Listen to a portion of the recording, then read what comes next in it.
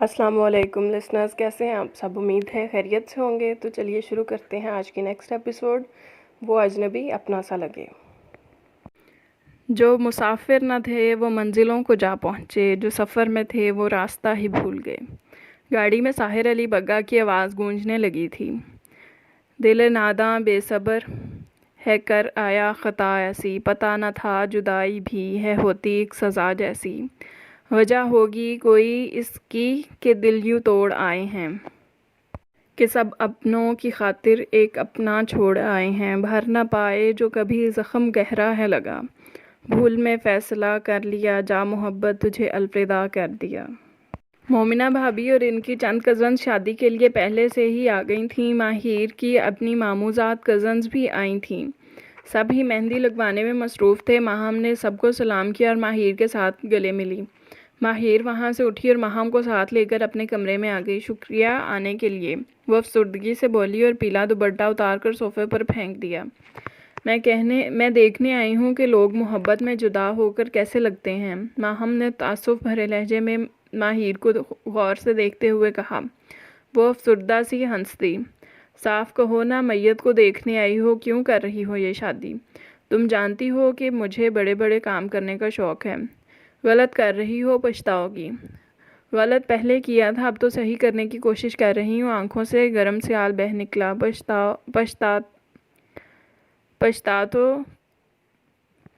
پچھتاوا تو تمہیں ناراض کر کے بھی رہی ہوں۔ میں تم سے ناراض نہیں ہوں، کوشش کی تھی لیکن نہیں ہو سکی۔ وہ اس کا ہاتھ تھام کر گرم جوشی سے بولی۔ ماہر اس کے گلے لگ کر رو دی۔ ماہی، اگر تم خوش نہیں ہو تو نہ کرو یہ شادی، ابھی بھی ٹائم ہے، انکار کر دو، خود کو ٹائم دو، شاید اس سے بہتر حل نکل سکے۔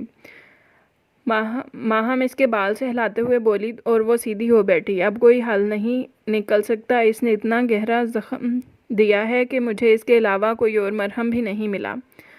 اب غلطی کی ہے تو سزا بھگتنی پڑے گی، وہ آنسو صاف کرتے ہوئے بولی۔ وہ بھی بے قصور ہے ماہی، انہوں نے ماما کی وجہ سے راستہ بدلا ہے، معاف کر دو انہیں۔ وہ نہ چاہتے ہوئے بھی ارتضیٰ کی صفائی دے رہی تھی۔ محبت میں قبلہ بدلنا بھی کفر ہے، تمہیں ان کی بات نہ ہی کرو تو بہتر ہے۔ مجھے ان سے کوئی گلہ نہیں، ویسے کیا وہ اتنے کمزور انسان ہیں جو کسی کے بھی منع کرنے سے راستہ ہی بدل لیں؟ خیر جانے دو، تم بتاؤ کل آؤ گی؟ وہ بات بدل گئی تو ماہم نے بھی اس کا ساتھ دیا۔ کافی دیر وہ دونوں ادھر ادھر کی باتیں کرتی رہیں۔ باہر ماہم موبائل پر میسج دیکھ کر اٹھ گئی۔ اچھا چلتی ہوں، اب اپنا خیال رکھنا۔ وہ مسکرا کر ملی اور فرخندہ بیگم نے مٹھائی کا ڈبہ جاتے ہوئے ماہم کو دیا تھا۔ اپنی امی کو بھی لے کر آنا، بلکہ سب آنا، بھئی تمہاری دوست کی شادی ہے، وہ محبت بھرے لہجے میں کہہ رہی تھیں اور وہ دونوں پہلو بدل کر رہ گئیں۔ تم کدھر آ رہی ہو؟ ماہم نے حیرت سے اسے اپنے ساتھ باہر آتے ہوئے دیکھا۔ تمہیں باہر تک چھوڑنے، وہ ہنس کر بولی۔ یار نہ کرو، وہ سمجھ گئی تھی کہ ماہی جان بوجھ کر باہر جا رہی ہے۔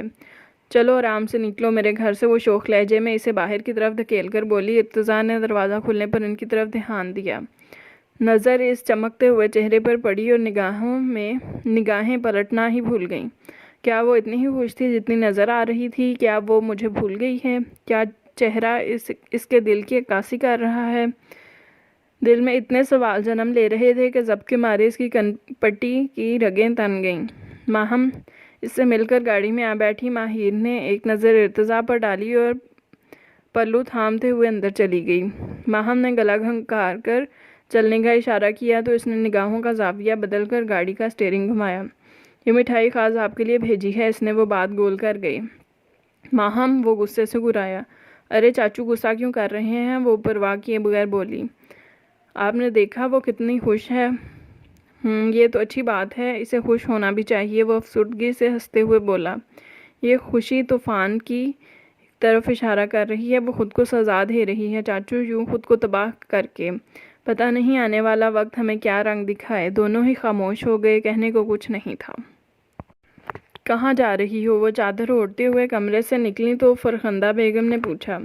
اپنے شہر کی آخری بار مارننگ واک کرنے، وہ افسردگی سے مسکرائی۔ تم باہر نہیں جا سکتی ماہی، تم مائیوں کی دلہن ہو انہوں نے سنجیدگی سے منع کیا۔ تو کیا ہوا، رات کو فنکشن ہے، میں جلدی ہی آ جاؤں گی، اس نے ضد کی۔ ماہی تم سمجھ نہیں رہی، پہلے زمانے میں تو لڑکیاں شادی سے پہلے پورا مہینہ گھر سے نہیں نکلتی تھیں، اور تم ایک دن کے لیے بھی نہیں ٹک سکتی۔ گھر میں اتنے رشتہ دار جمع ہیں، کیا سوچیں گے، وہ نرمی سے سمجھاتے ہوئے بولی۔ ماما میں کچھ دیر اکیلے رہنا چاہتی ہوں، پلیز فکر نہ کریں، میں پارک میں ایک چکر لگا کر واپس آ جاؤں گی۔ وہ ان کے ماتھے پر پیار کر کے باہر نکل گئی۔ اسے گھر میں گھٹن محسوس ہو رہی تھی، دل انجانے خوف سے دھڑک رہا تھا۔ گھر میں جتنا وہ سب ہنس رہے تھے، وہ اتنی ہی تکلیف محسوس کر رہی تھی۔ دل زخمی تھا اور آنکھوں کو رونے کی اجازت بھی نہیں تھی۔ وہ بنا دیکھے چلتی جا رہی تھی۔ آج سنڈے تھا، اسی لیے صبح کے وقت پارک میں زیادہ لوگ نہیں تھے۔ وہ تیز چلتی ہوئی ایک ویران جگہ پر نکل آئی۔ کسی احساس کے تحت وہ رکی، اطراف میں دیکھا، ایک طرف درختوں کا جھنڈ تھا تو دوسری طرف ڈھلوان۔ وہ سوچ میں پڑ گئی کہ وہ آئی کس طرف سے تھی۔ میں شاید بہت آگے نکل آئی ہوں۔ وہ چند قدم پیچھے واپس آئی تو آگے سے دو راستے نکلتے تھے، وہ دونوں طرف ہی ویرانی تھی۔ میں شاید یہاں سے آئی تھی۔ اس نے دائیں جانب راستے پر چلنا شروع کر دیا، لیکن وہ راستہ اجنبی سا لگ رہا تھا۔ کوئی ذی نفس وہاں نظر نہیں آ رہا تھا، اور پارک کا تو نام و نشان نہیں تھا، ورنہ وہ جس پارک میں آتی تھی وہ اتنا بڑا پارک تھا کہ بہت دور سے دکھائی دے جاتا تھا۔ اس نے اپنی مدد آپ کے تحت تیز قدموں سے آگے بڑھنا شروع کر دیا۔ اسے پھر لگا کہ پیچھے کوئی آ رہا ہے۔ اس کا پورا جسم الرٹ ہو گیا۔ چھٹی حس کچھ ہونے کا احساس دلا رہی تھی۔ اس نے پیچھے مڑ کر دیکھا، لیکن کوئی بھی نہیں تھا۔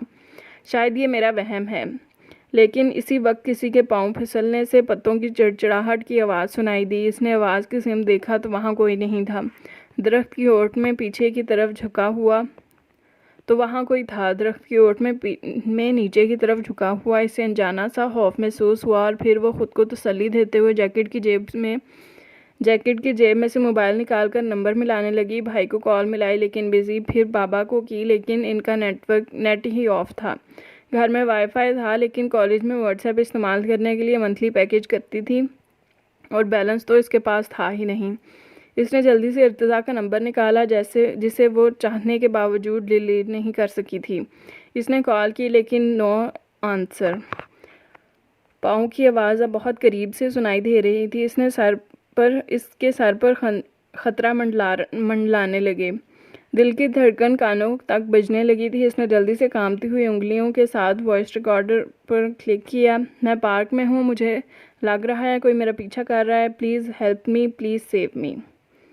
ماہر نے دبی آواز میں ڈرتے ہوئے میسج سینڈ کیا، اور پھر وہی میسج سارے نمبرز پر سینڈ کر دیا۔ کوئی تو جلدی سن لے گا۔ دل کی تیز دھڑکن کے ساتھ ٹک ٹک ٹک وہ میسج بھی سینڈ ہو رہے تھے۔ تبھی کسی نے بہت پھرتی سے اس کے پیچھے کھڑے ہو کر گلے میں مضبوطی سے بازو حائل کر لیا۔ ماہر کو اپنا دم گھٹتا ہوا محسوس ہوا۔ آنکھیں ابل کر باہر کو آ گئیں۔ گھٹی گھٹی آواز میں چلانا چاہا، لیکن اس سے پہلے ہی اسے رومال سے زہریلی بو سنکھا دی گئی۔ اس کے ہاتھ ڈھیلے ہوئے اور کسی نے موبائل چھین لیا۔ اس کی آنکھوں میں سب کچھ دھندلانے لگا تھا، اور آہستہ آہستہ غنودگی چھانے لگی تھی۔ احساس مٹ گیا تھا اور جسم مفلوج ہو گیا تھا، اور پھر لمحوں میں سب بدل گیا۔ مومنہ نے وائس میسج سنا تو سرائیت سے کال ملائی، لیکن نمبر بند جا رہا تھا۔ وہ دوڑتی ہوئی نیچے آئی۔ ماما، عمیر کدھر ہیں؟ اس نے پہلے عمیر کو بتانا ضروری سمجھا۔ فرخندہ بیگم نے حیرانی سے دیکھ کر پوچھا، کیا ہوا ہے ماما؟ ماہر کہاں ہے؟ وہ پاگلوں کی طرح پوچھ رہی تھی۔ بیٹا وہ تو باہر واک کرنے گئی ہے۔ مومنہ منہ پر ہاتھ رکھ کر انجانے خوف میں مبتلا ہو رہی تھی۔ دل میں وسوسے سے پیدا ہونے لگے۔ عمیر بابا کے ساتھ لاؤنج میں بیٹھا تھا، ناشتہ کر رہا تھا، اور ساتھ وہ رات کے فنکشن کو بھی ڈسکس کر رہا تھا۔ مومنہ دوڑتی ہوئی ان کی طرف آئی۔ عمیر، ماہر گھر نہیں ہے، وہ پارک گئی تھی اور وہ ابھی تک واپس نہیں آئی۔ یہ میسج سنیں اس کا۔ اس نے موبائل عمیر کو دیا۔ مومنہ کی سانس پھولی ہوئی تھی۔ عمیر جلدی سے کپ ٹیبل پر رکھ کر سیدھا ہوا۔ فرخندہ بیگم اور حسان بھی کھڑے ہو گئے۔ میں پارک میں ہوں، کوئی میرا پیچھا کر رہا ہے، please help me, please save me. پھر خاموشی چھا گئی۔ ان سب کے پیروں تلے سے زمین ہی نکل گئی تھی۔ عمیر اور حسان جلدی سے گاڑی کی طرف دوڑے، پورا پارک چھان مارا، لیکن وہاں کوئی بھی نہیں تھا۔ موت کا دوسرا نام خوف ہے، جو اس وقت ان سب کو گھیرے ہوئے تھا۔ پارک میں موجود لوگوں سے پوچھا، لیکن وہ سب لا علم تھے۔ وہ شادی فنکشن سب کچھ بھول گئے تھے، حتیٰ کہ خود کو بھی۔ یاد تھی تو بہن بیٹی جسے ہر صورت میں انہوں نے بچانا تھا۔ دوسری طرف سکندر ولا میں بھی ماہم نے روٹین کے مطابق کام کھلتے ہی موبائل آن کیا۔ ایک واٹس ایپ میسج تھا اور باقی سب انسٹاگرام کے نوٹیفیکیشن تھے۔ میسج ایک دفعہ پھر بار بار اس کے کانوں سے لگا کر سنا تھا۔ ایک کے بعد ایک پھر بار بار اس نے کانوں سے لگا کر سنا تھا۔ اس کے چہرے پر بے یقینی سی چھا گئی تھی۔ شاید ماہی نے یہ مذاق کیا ہو۔ اس نے کال کی تو نمبر بند تھا۔ وہ کمبل پھینک کر ساتھ والے کمرے کی طرف بھاگی۔ ارتضیٰ سویا ہوا تھا۔ اس نے بازو ہلا کر جگایا تو وہ ہڑبڑا کر اٹھ گیا۔ کیا مسئلہ ہے؟ صبح صبح ہر ٹائم گھوڑے پر سوار رہتی ہو؟ وہ غصے سے کہہ کر کروٹ بدل گیا۔ ماہم نے کچھ کہے بغیر میسج آن کر کے اس کے کان سے لگا دیا۔ میں پارک میں ہوں، کوئی میرا پیچھا کر رہا ہے، please help me, please save me. یہ آواز سنتے ہوئے وہ سوتے ہوئے میں بھی پہچان جاتا تھا۔ ایک جھٹکے سے موبائل پکڑ کر پھر سنا۔ دل کی دھڑکنیں جیسے رک رہی تھیں۔ بے چینی سے نمبر ملایا، گہرا سانس لے کر خود کو نارمل کرنے کی کوشش کی۔ پھر ماہم کی طرف دیکھا۔ وہ ٹھیک ہوگی، میں ابھی دیکھتا ہوں، وہ کہہ کر اٹھا اور جلدی سے منہ دھویا اور پھر بغیر کچھ اوڑھے نائٹ ٹراؤزرز اور ٹی شرٹ میں ہی گاڑی بھگاتا ہوا لے گیا۔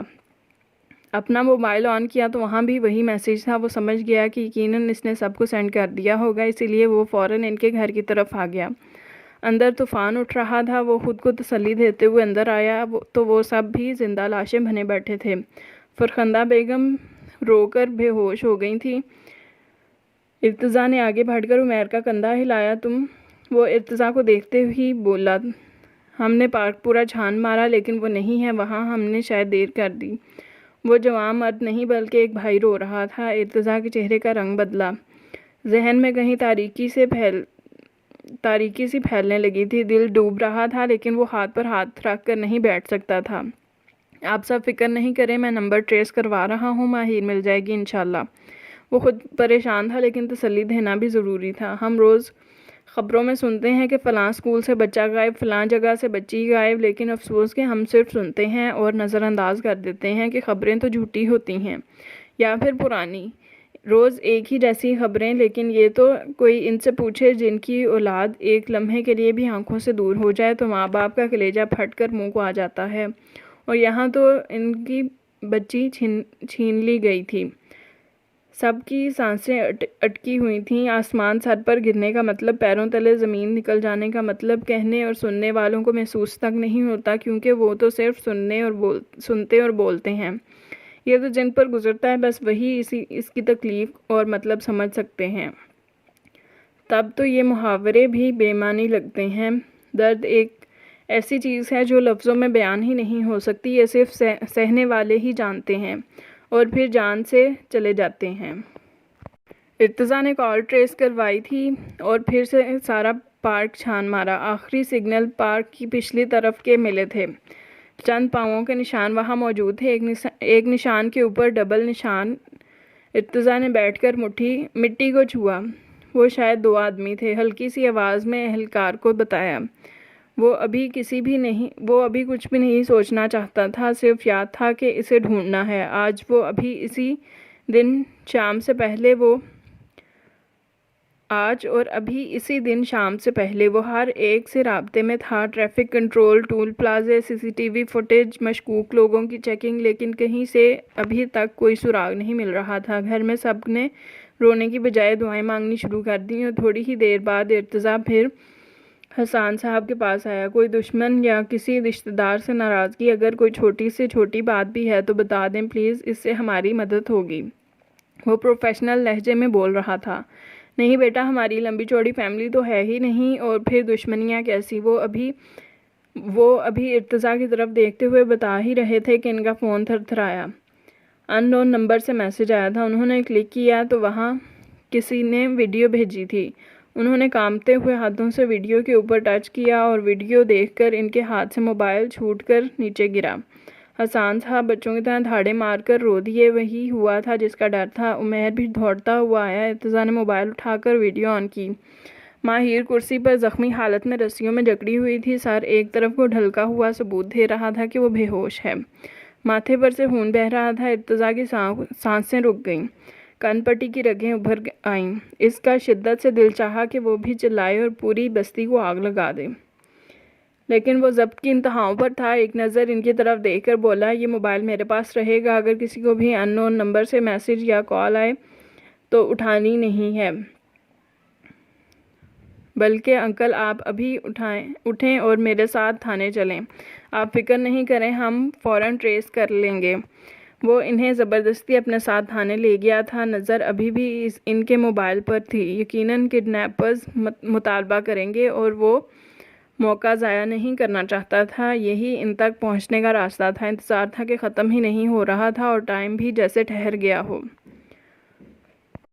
وہ ہوش میں آ رہی تھی، لرزتی پلکیں دیکھ کر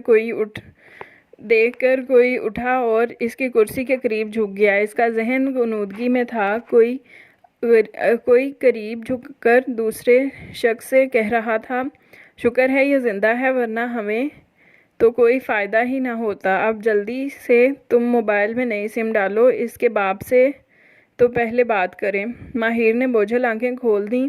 سامنے ایک شخص جھکا ہوا تھا، کانوں تک بڑے بال، درمیان کی مانگنی کالی تیل سے چپکے ہوئے، آنکھیں زرد رنگ کی دیکھ کر خوف آ جائے، اور دانت پان سے رنگے ہوئے تھے۔ وہ جو کوئی بھی تھا شکل سے جواری لگ رہا تھا۔ اس نے سر گھما کر اطراف میں دیکھنا شروع کیا۔ کمرہ شروع ہونے سے پہلے ہی ختم ہو رہا تھا۔ پرانی بے رنگ دیواریں وحشت پھیلا رہی تھیں۔ وہاں دوسرے کونے میں چارپائی بچھی ہوئی تھی، جس پر ایک اور پہلے والے کا ہم عمر ہی بیٹھا ہوا تھا۔ اس کے ہاتھ میں 2 موبائل تھے، شاید سم چینج کر رہا تھا۔ ماہر کا ذہن پوری طرح بیدار ہو گیا۔ ایک لمحہ لگا اور سب دماغ میں ریورس ہونے لگا۔ وہ پارک میں تھی، اس پر حملہ ہوا تھا اور وہ بے ہوشی کی حالت میں یہاں پہنچ گئی۔ سر پر زخم تھا، شاید ویسے ہی سوئیاں چبھ رہی تھیں۔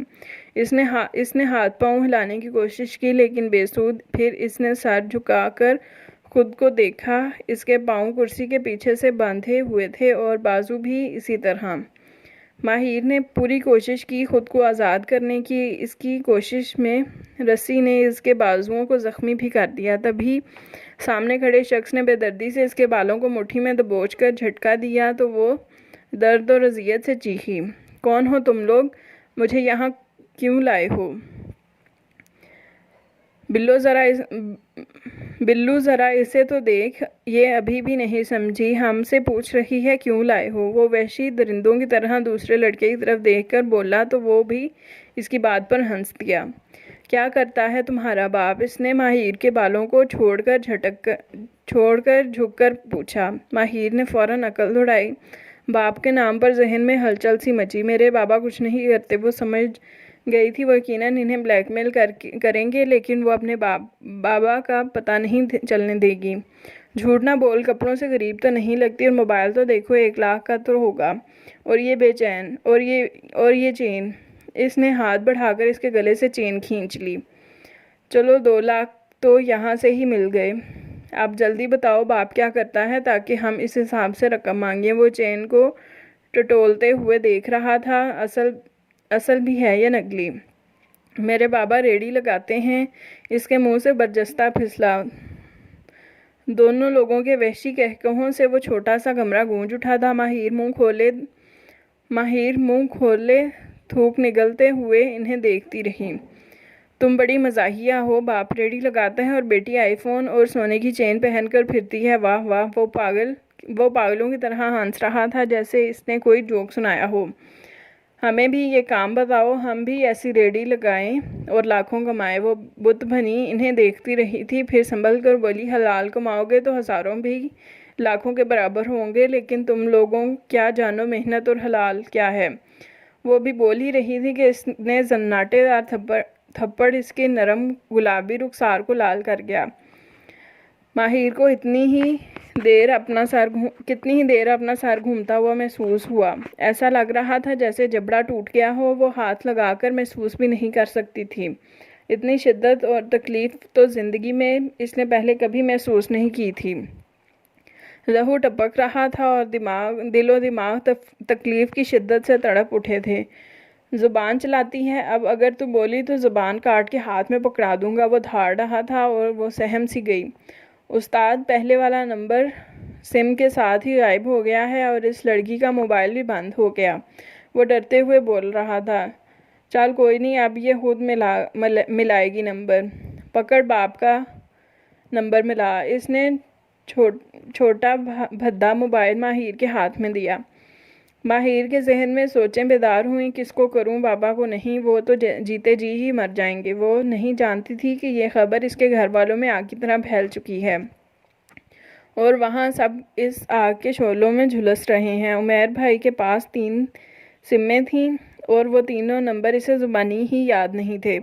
دماغ میں جھماکا سا ہوا، وہ ایک شخص جو اپنا سا تھا، کیا وہ میری کوئی مدد کرے گا؟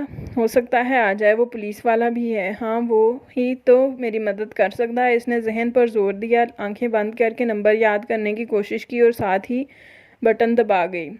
دل خوف کی حد تک دھڑک رہا تھا۔ وہ سب ایک ہی آفس میں بیٹھے ہوئے اپنی اپنی سوچوں میں گم تھے۔ سب کی نظریں سامنے ٹیبل پر جمی ہوئی تھیں۔ ارتضیٰ یوں ہی بیٹھا ماتھے پر 3 انگلیوں کو مسلسل پھیرتے ہوئے سگریٹ پہ سگریٹ سلگا رہا تھا۔ خالی پیٹ وہ کتنی ہی سگریٹ پی چکا تھا۔ سامنے بیٹھے 3 نوجوان اہلکار بھی اسکرین پر نظریں جمائے بیٹھے تھے۔ کسی وقت بھی کال آ سکتی تھی اور وہ ٹریس کرنے کو تیار تھے۔ سب کی توقع کے برعکس ارتضیٰ کا موبائل بجا۔ اس نے ٹراؤزرز کی جیب سے نکال کر بغیر دیکھے کان سے لگایا اور اگلے ہی پل اچھل کر موبائل کی اسکرین کو دیکھا اور پھر فون سپیکر پر ڈال دیا۔ وہ سب بھی سمجھ گئے تھے، فوراً الرٹ ہو گئے۔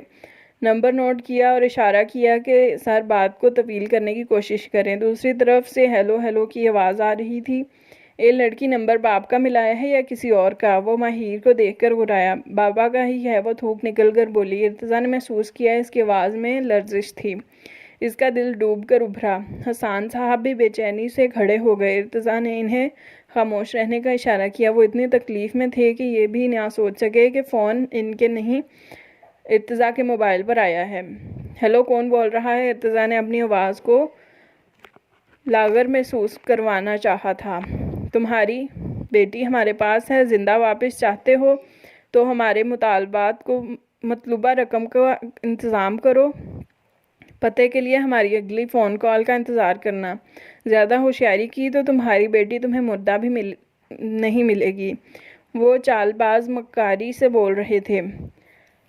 ارتضیٰ کا خون اس کی بات پر کھول اٹھا، لیکن وہ ایک چھوٹی سی غلطی بھی نہیں کرنا چاہتا تھا۔ اس نے اپنے جذبات پر قابو کیا۔ اسے ہاتھ بھی نہ لگانا، میں پیسوں کا انتظام کروں گا۔ بتاؤ کتنے چاہیے اور کہاں؟ وہ ہر لفظ ٹھہر ٹھہر کر سوچتے ہوئے بول رہا تھا۔ اے زیادہ شانے نہ بنو، ایک ہی بات بتا دوں، اتنا پاگل نہیں ہوں میں۔ ارے تھوڑا تو تم لوگ بھی ترسو۔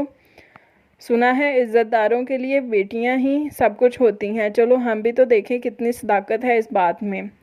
وحشی چہرے پر مکروہ ہنسی اور آنکھوں میں خباثت ٹپک رہی تھی۔ دوسری طرف ارتضیٰ کی کن پٹی کی رگیں ابھر رہی تھیں۔ زور سے دیوار پر مکہ مارا اور پھر دانت پیس کر گھرایا۔ اس کا بال بھی بیکا ہوا تو چھوڑوں گا نہیں تمہیں۔ پیسوں سے مطلب رکھو، عزت کو بیچ میں نہ گھسیٹو۔ وہ لفظ چبا چبا کر بول رہا تھا اور اسی بات کا فائدہ دوسری طرف اٹھایا گیا۔ تمہارا تڑپنا بنتا ہے، شاباش، اور تڑپو تو چیز بڑی ہے مست مست۔ وہ خبیث گنگناتا ہوا ماہر کے چہرے پر انگلی پھیرنے لگا۔ وہ خوف سے چلا اٹھی۔ Don't touch me, please don't touch me. اس کے آنسو خون کے ساتھ مکس ہو کر بہنے لگے اور دوسری طرف ارتضیٰ نے ضبط کے مارے سرخ ہوتے چہرے سے اپنے ہاتھوں سے بال نوچ لیے اور پھر فون اٹھا کر اسپیکر سے ہٹایا اور کان سے لگایا۔ حسان صاحب بھی بیٹی کی آواز سن کر تڑپ سے اٹھے گئے۔ وہ وحشی درندے ابھی بھی کچھ کہہ رہے تھے۔ بڑی حسین ہے، ستم تو یہ کہ ہاتھوں پر مہندی بھی لگی ہے جیسے نئی نویلی دلہن ہو۔ اب کون اسے دیکھ کر کافر نہ بنے۔ اس نے زومانی لہجے میں کہہ کر فون بند کر دیا اور سم نکال کر پھینک دی۔ پھر دونوں اپنے کارنامے پر دیر تک کہکے لگاتے رہے۔ یہ جتنا تم بول رہے ہو بیٹا، اس کا حساب دو گے۔ تم دیکھ لینا، تمہاری موت میرے ہی ہاتھوں لکھی ہے۔ ارتضیٰ چیخ رہا تھا لیکن فون بند ہو چکا تھا۔ سر کال ٹریس ہو چکی ہے، یہ ایڈریس ہے۔ ارتضیٰ نے جلدی سے دیکھا اور اسی شہر میں تھی اور اب ان دونوں کی موت قریب تھی۔ وہ حسان صاحب کو گھر جانے کا کہہ کر اپنی ٹیم کو ریڈی کر رہا تھا۔ مارچ میں ابھی موسم اتنا بدلا بھی نہیں تھا، لیکن پھر بھی وہ بغیر کچھ چھوڑے ٹراؤزر ٹی شرٹ میں ہی تھا۔ اپنی پسٹل کی میگزین بھری اور پھر 2 موبائل گاڑیاں آگے پیچھے ہی پولیس اسٹیشن سے باہر نکلیں۔ وقت کو رک جانا چاہیے تھا جب تک وہ وہاں نہ پہنچ جائے، لیکن وقت رکتا ہی کب ہے؟ وہ تو بس ریت کی طرح ہاتھ سے پھسلتا رہتا ہے۔ کچھ بھی ہو جاتا اسے پرواہ نہیں تھی، لیکن وہ اسے کھونے کا حوصلہ نہیں رکھتا تھا۔ چاہے وہ کسی کے ساتھ بھی زندگی گزار لیتی، لیکن نظروں میں رہتی۔ یوں کوئی اسے چھین لے یا ہرٹ کرنے کی کوشش کرے، اس نے کبھی سوچا بھی نہیں تھا۔